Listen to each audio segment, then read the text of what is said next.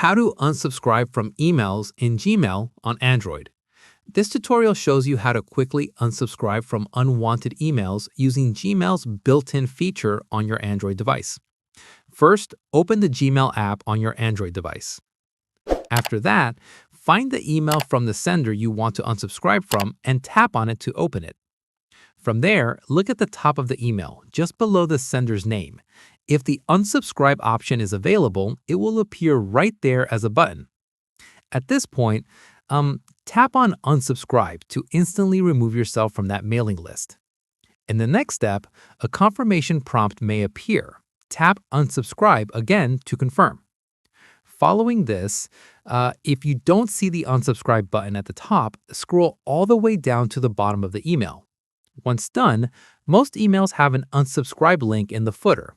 Tap on it to be taken to the unsubscription page. Finally, follow any remaining on-screen prompts to complete the unsubscription process, and you'll stop receiving emails from that sender. And that's it. If this Gmail guide helped you unsubscribe from unwanted emails, give it a like, subscribe for more Android tutorials, and tap the bell icon for updates. See you in the next one.